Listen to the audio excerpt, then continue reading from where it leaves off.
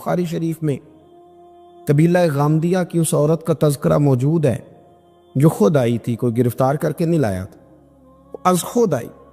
احساس پیدا ہو گیا نا گناہ کا۔ یہاں بہت ساری غلطیاں کر کے بھی لوگ جب اپنی بات کرتے ہیں تو کہتے ہیں کبھی یاد تو نہیں کسی کے ساتھ زیادتی کی ہو، یاد تو نہیں کبھی کسی کا، بھئی آپ نے اتنے بڑے ولی ہونے کا دعویٰ کر دیے۔ انسان تو انسان رہتا ہے۔ بڑے بڑے لوگ کہہ گئے کہ یا اللہ اگر انجانے میں بھی بھول گئے ہیں تو ہم سے درگزر فرما، لیکن جب ہم تیار ہی نہیں ماننے کو۔ حضرت انس بن مالک کہتے ہیں وہ خاتون آئی، کوئی پکڑ کے نہیں لایا، کسی 14 دنوں کے ریمانڈ پہ نہیں اسے منوایا گیا، اسے وہ خود بخود آئی اور کریم محبوب علیہ السلام کے سامنے جب وہ کھڑی ہوئی تو اتنے درد سے میں نے کم لوگ روتے دیکھے ہیں جس درد سے وہ روئی۔ عرض کرنے لگی حضور میں غلطی کر بیٹھی ہوں، مجھ سے زنا ہو گیا، مجھے پاک کر گئے۔ تو محبوب کریم علیہ السلام نے فرمایا تو کیسے ثابت کرے گی تو نے گناہ کیے؟ یعنی مجرم کو ثابت کرنا پڑ رہا ہے کہ میں گناہ گار۔ یہ وہ کمال ہے کہ انسانوں کو احساس ہونے لگے کہ یہاں ہم غلط ہیں۔ جب اعتراف جرم ہوتا ہے، جب بیماری کی تشخیص ہوتی ہے تو پھر اس کا علاج بھی ہو جاتا ہے۔ حضرت انس بن مالک کہتے ہیں وہ عرض کرنے لگی حضور میرے پیٹ میں ناجائز بچہ ہے۔ حضور نے فرمایا جا جب بچہ پیدا ہو تو پھر آنا۔ وہ 8 ماہ کے بعد آئی تو اس کی گود میں پھول سا بچہ تھا۔ حضور نے فرمایا واپس جا، جب روٹی کھانے لگ جائے تو پھر آنا۔ وہ 2 سال 2.25 سال دودھ پلاتی رہی، پھر جب آئی تو بچے کے ہاتھ میں روٹی کا ٹکڑا تھا۔ کریم محبوب صلی اللہ تعالی علیہ وسلم سے آ کے جب اس نے بات کی تو وہ درد سے روئی، کہنے لگی یا رسول اللہ 3 سال ہونے کو ہیں، میں نے گناہ کیا ہے، میں ساری رات سو نہیں پاتی۔ حضور تڑپتی اگر اس حال میں مر گئی تو اپنے رب کو کیا منہ دکھاؤں گا، مجھے پاک کر دے، میرے حال پہ رحم فرمائے۔ محبوب کریم صلی اللہ علیہ وسلم نے بچہ ایک صحابی کو دیا، فرمایا بچوں کی طرح پالنا، اور کہا اسے لے جاؤ، پتھر مار مار کے اسے سنسار کر دو۔ صحابہ کہتے ہیں اسے پتھر لگ رہے تھے اور حضور بے چینی کے ساتھ ٹہل رہے۔ آ کے خبر دی حضور وہ تو وصال کر گئی، انتقال ہو گیا۔ فرمایا یہاں تک تو بات اس کی تھی۔ حضرت انس بن مالک کہتے اب محبوب کریم نے صحابیات سے فرمایا اسے غسل دو، کفن پہناؤ، جنازہ تیار ہو جائے تو مجھے خبر کرنا۔ حضرت انس بن مالک کہتے ہیں غسل ہوا، کفن ہوا، جنازہ تیار ہوا تو حیران ہم تب ہوئے جب میرے محبوب نے فرمایا صفے بناؤ، میں خود جنازہ پڑھاؤں گا، میں خود جنازہ پڑھاؤں۔ اور سرکار نے جنازہ پڑھایا تو ایک شخص کی زبان سے نکلا حضور اس ملعون کا معاذ اللہ جنازہ جس نے ناجائز بچہ جنا، اس کے لیے آپ دعا کر رہے ہیں، جنازہ پڑھا۔ حضور فرمانے لگے خاموش ہو جاؤ، تم نے گناہ دیکھا ہے اس کا احساس نہیں دیکھا، تم نے غلطی دیکھی ہے لیکن اس کی توبہ کا انداز نہیں دیکھا۔ اور صاحب کنز العمال نے یہ لفظ نقل کیے ہیں کہ کریم محبوب فرمانے لگے اس نے تو ایسی شاندار توبہ کی ہے کہ اگر میں اپنی ساری امت میں بانٹ دوں تو اللہ سب کی مغفرت فرما دے گا۔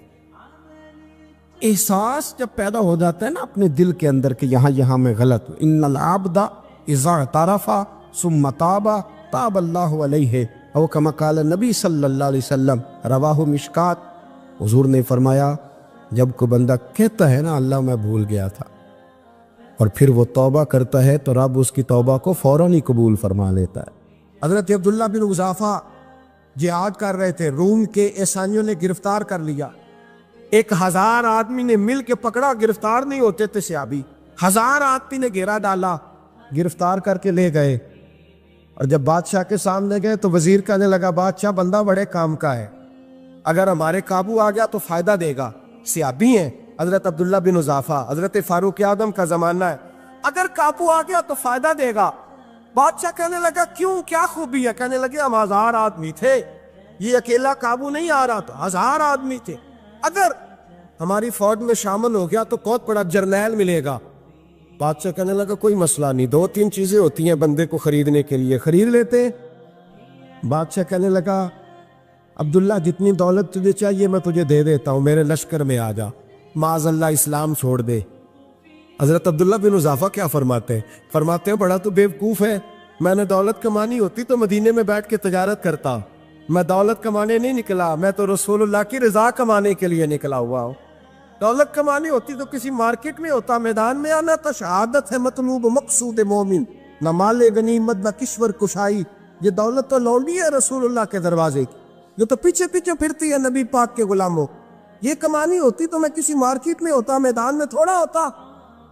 عبداللہ بن حذافہ سے ایک دوسری چال چلی، کہنے لگے میاں عہدہ جو تجھے چاہیے، میں بادشاہ ہوں، میرے نیچے جو عہدہ تو کہے گا وہ تجھے مل جائے گا۔ حضرت عبداللہ بن حذافہ کہنے لگے شاید تجھے پتہ نہیں میری تعریف کیا ہے، شاید تو جانتا نہیں میری تعریف کیا ہے۔ کہا صاحب کی کیا تعریف ہے؟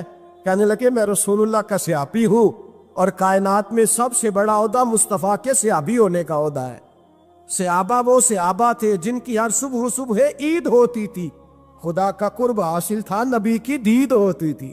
فرمایا میں نے حضور کے جلوے دیکھے ہوئے ہیں، مجھے عہدے کی ضرورت ہی نہیں، اور میں نے عہدہ لینا ہوتا تو میں سیاست کرتا، میں تو شہادت لینے نکلا ہوں میدان میں، عہدے کا میں نے کیا کرنا ہے؟ اب بادشاہ کہنے لگا اسے قتل کر دو۔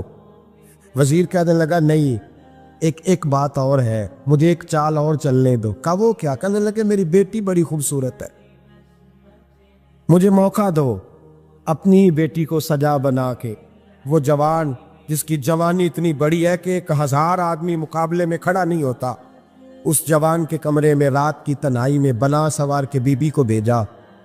وہ بی بی کہتی ہے میں ساری رات بن سور کے اس صحابی کے کمرے میں بیٹھی رہی، لیکن یہ کیا شخص تھا، ساری رات ہی مصلے پہ بیٹھا رہا، ساری رات ہی، کچھ دیر تھک جاتا تو یہ کریم رسول پہ درود پڑھنا شروع کر دیتا۔ بی بی کہتی ہے سحری ہو گئی تو میں نے چھو کے دیکھا کہ انسان ہے کہ جن ہے، یہ بندہ ہے کہ فرشتہ ہے، چھو کے دیکھا۔ کہنے لگے پیچھے ہٹ جا۔ میں نے کہا میں نے تو سنا تھا تو 1000 کے مقابلے میں ہے، اور تو اتنا بے حصہ ہے کہ بنی سوری دلہن بیٹھی ہے، تو نے نظر نہیں کی؟ عبداللہ بن حذافہ، بی بی کہتی ہے نظر پھر نہیں اٹھائی، نظر پھر